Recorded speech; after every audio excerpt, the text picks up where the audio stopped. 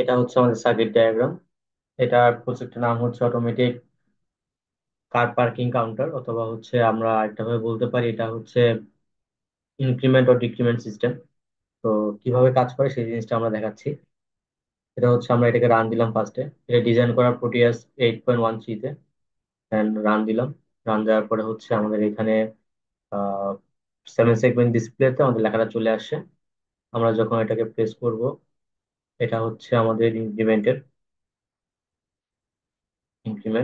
এটা হচ্ছে ডিক্রিমেন্ট।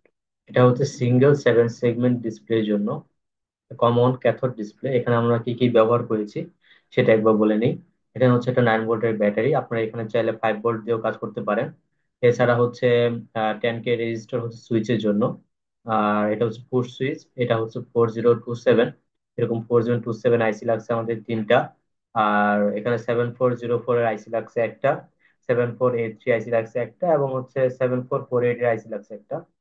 আর 7 segment common cathode ডিসপ্লেটা ব্যবহার করেছি। আর এটা হচ্ছে আমাদের টোটাল সার্কিট ডায়াগ্রাম। এটা দেখে পুরোপুরি আপনারা কাজ করতে পারবেন, কোনো সমস্যা হবে না ইনশাল্লাহ। তবে একটা জিনিস করতে পারেন, সেটা হচ্ছে 9 ভোল্টের জায়গায় যদি কাজ না করে, সেক্ষেত্রে আপনারা 5 ভোল্ট দিয়ে ট্রাই করতে পারেন, সেক্ষেত্রে এটা কাজ করবে প্রপারলি।